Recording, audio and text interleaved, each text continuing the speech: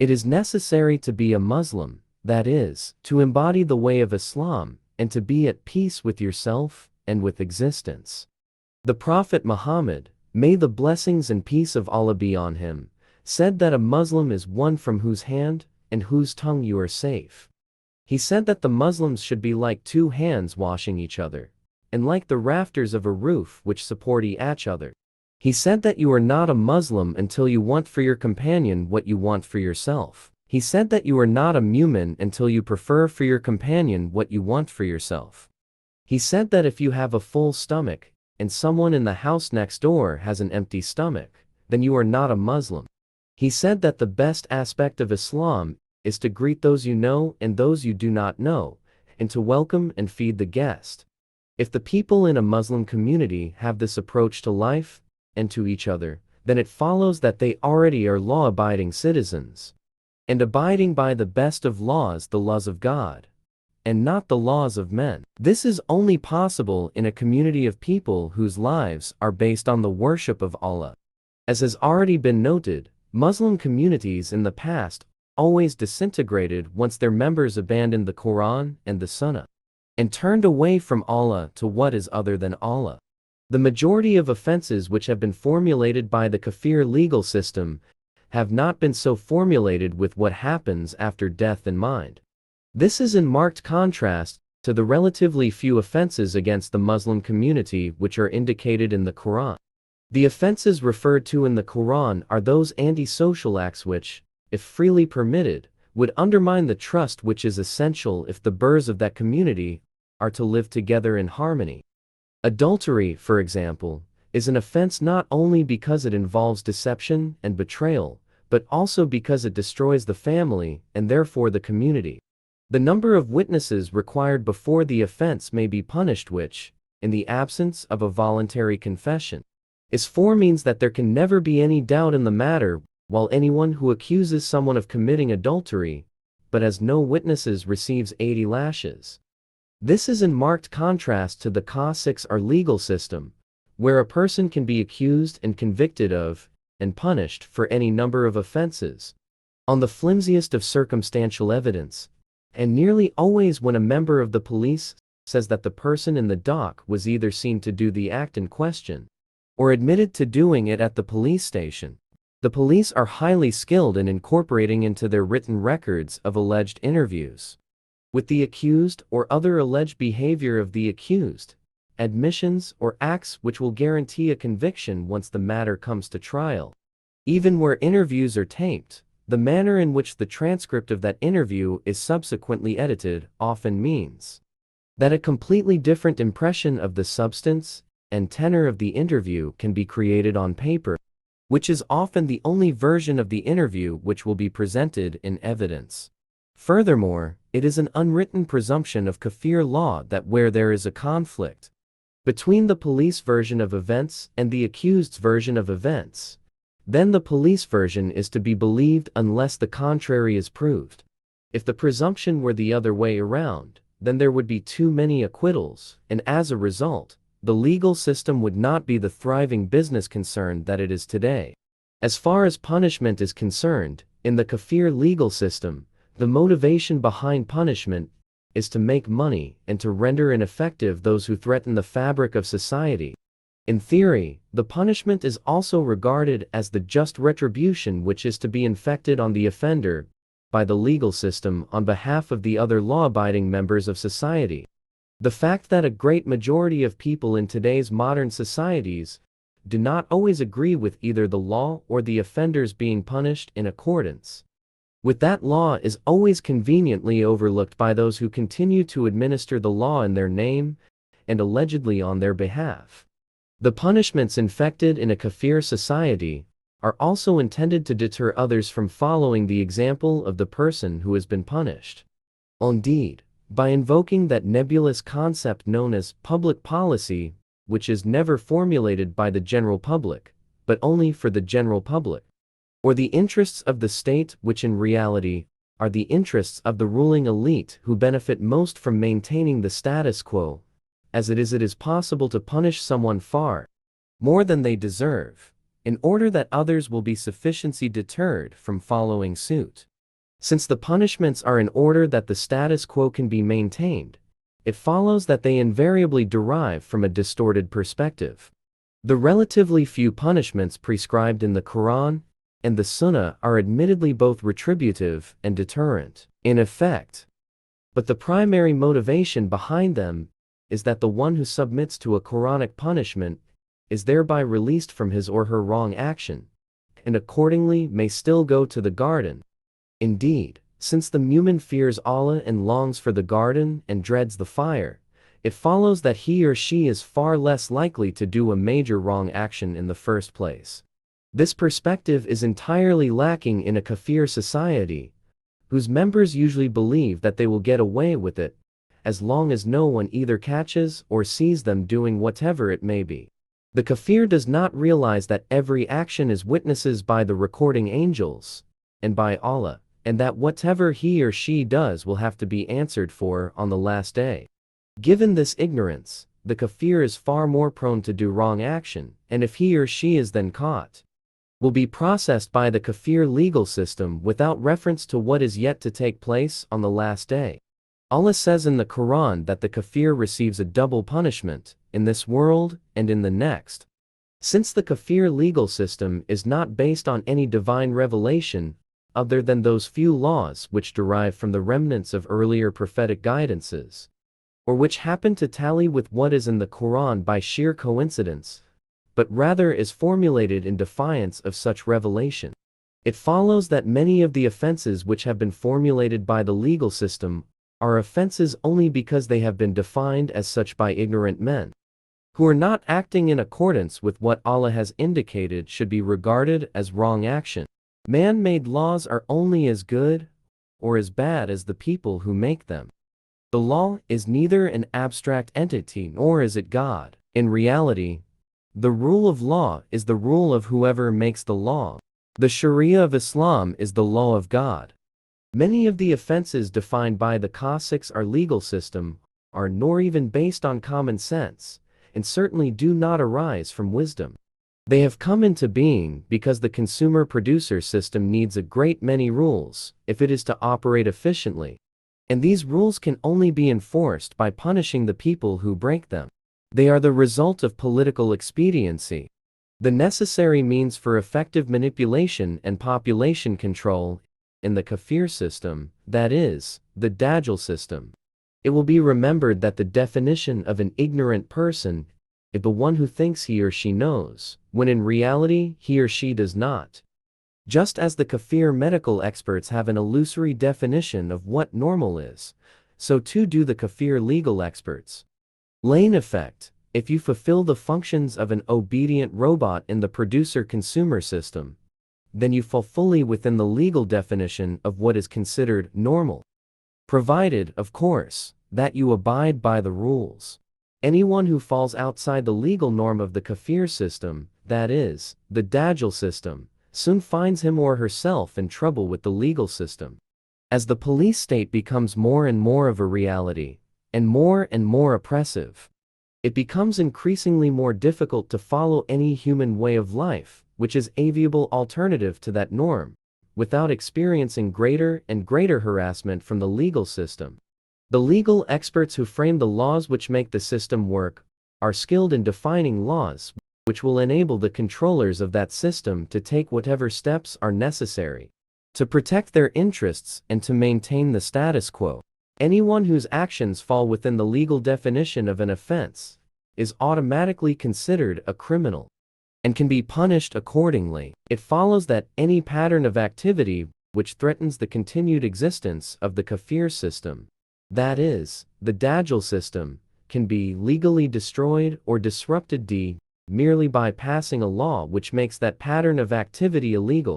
The kafir media system is then used to justify and promote that law by using the appropriate emotive adjectives to describe the pattern of activity which has just been outlawed, such as anarchistic, fanatical, terrorist, and by using the appropriate platitudes to make the law seem necessary, such as, in the public interest, in the interests of the state, for the protection of society. The ease with which such laws can be passed is eloquent proof of the fact that the ruling elite of the kafir system, that is the Dajjal system, are not only established at the head of all the interlinking systems which form the kafir system, but also, by virtue of that fact, are able to work in close conjunction with each other.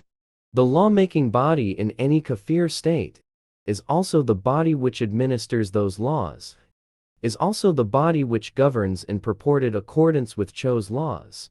No matter how many carefully worded theories concerning the doctrine of the separation of powers there are, which seek to create the impression that the legislators, the judiciary and the executive are independent of each other and therefore, by implication incorruptible. In reality, the opposite of this doctrine is true of the typical kafir state. And that is why it is possible to legally silence anyone who is too manifestly opposed to the kafir system, that is, the Dajjal system, with ease, as well as ensuring that the kafir norm and status quo are upheld and maintained. The legal system, like the medical system, is big business. It is for this reason that so many prosecutions, which otherwise would be completely pointless and unnecessary, are pursued. The outcome of the prosecution is not important. Whether the person accused is convicted or acquitted is quite irrelevant. What matters, as far as the people working in the legal system are concerned, is that they are kept occupied. If they had a just society, they would be out of a job. And that is why the controllers of the kafir state ensure that they do not have a just society.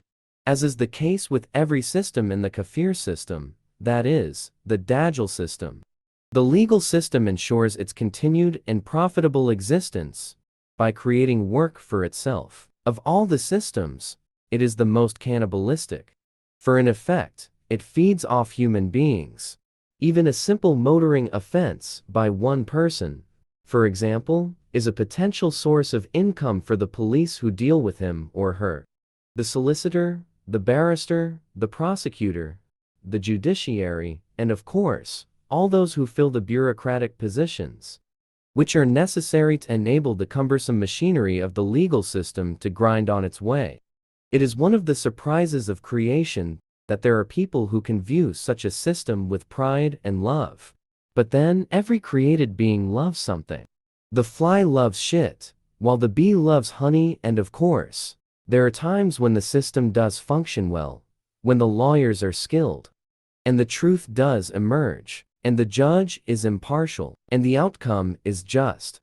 Again, as with the hospital system, it must be emphasized that within the legal system too, there are good people, men and women endowed with intelligence and integrity, whose desire is to see that justice is done, and who more often than not, ensure that justice is done, but often in spite of the system, and not because of it.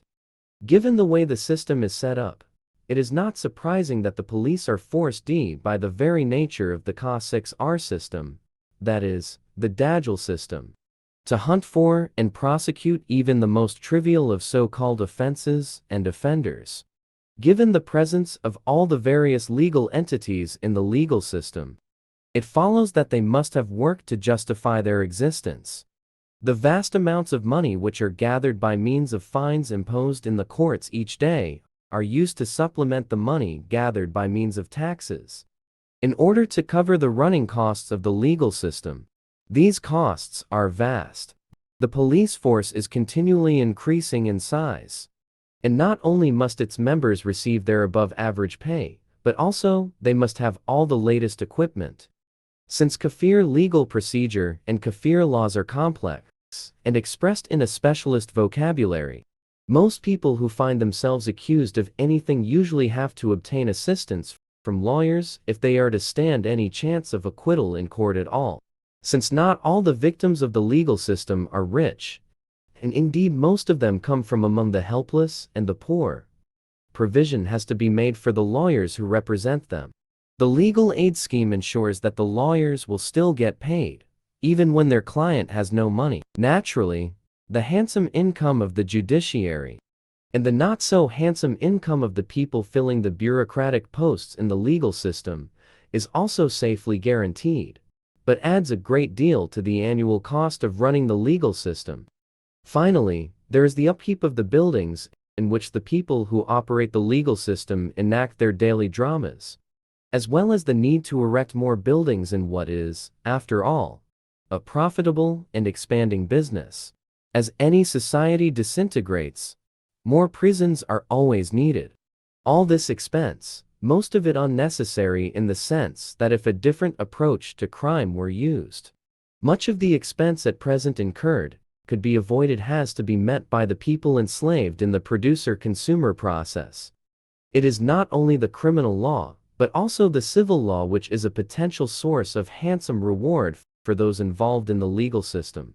The dependence of people on the civil law process is achieved by ensuring that even the simplest of transactions needs to be evidenced in writing if it is to be regarded as valid. When you are born, your birth must be registered, as must eventually your death. Marriage must be registered, and if it does not work out, it is only by means of the civil law that it can be legally dissolved, and financial provision and division of shared assets be legally made. When you die, your property cannot be distributed according to your wishes without your personal representatives, or their legal representatives first going to court to obtain probate. Thus, all the main milestones along the journey of life, that is, birth, marriage, and death, are, in a kafir society, only regarded as real and valid and legal and right and proper if they have been endorsed by usually quite unnecessary paperwork. Further reliance on the civil legal process is also ensured by the fact that in a situation where people do not trust each other and are suspicious of each other's motives, and this is the natural condition of the kafir mind, they usually tend to place more reliance on courts avile to obtain for them what they want. What this means is that the kafir has to be confronted with the threat of impending punishment before he or she will keep his or her word, when it does not seem expedient so to do. Whoever does not fear God, or fear the fire, or long for the garden, inevitably has to be threatened with a big stick. Everyone is motivated by hope and fear, but what a difference between those whose hope and fear are dictated by their attitude towards the creation, and those whose hope and fear are directed by their attitude towards the Creator. By far the greatest volume of work for the kafir civil courts derives from the consumer-producer process itself. Since that process is based on competition and exploitation, it follows that there will always be people who are trying to get something for nothing. And this can usually only be achieved by clever wordplay, which achieves the desired result without infringing the law. The guidance of a legal expert is needed in such matters. Similarly, such dishonest activity can usually only be prevented by taking or threatening to take the matter before the courts. Allah says in the Quran, the Kafirun appear to be one body, but they are divided against each other. It is this division which is characterized by lack of trust, and by the willingness to take advantage of others, which ensures that the civil courts and lawyers are kept in business. Furthermore, because the kafir system, that is, the Dajjal system, needs so many rules and regulations in order to function, this means not only that there will always be constant breaches of these rules occurring, but also that experts will be needed to interpret these rules both in their application and when dealing with any breaches thereof. Further dependence on the civil judicial process is also ensured by the fact that these rules and procedures are forever changing, which means not only that the publishers of legal textbooks are given continued and lucrative work, but also that it is only the legal expert who has even the slightest idea of what the legal position probably is in any given situation, at any particular point in time. When anything goes wrong in a kafir transaction, the only way to ensure that things are put right is by employing the people who know how to deal with the paperwork, and who have some idea of how all the relevant laws which govern the validity of what the paper in question records operate. Amongst people who trust each other, neither these laws, nor the courts which administer them, nor the experts who interpret them, are needed. The involvement of the kafir banking, insurance, hire purchase, building society, and other finance systems in the producer-consumer system and indeed in all aspects of people's lives lived in the context of that system, also help to ensure that the kafir civil judicial process is kept busy.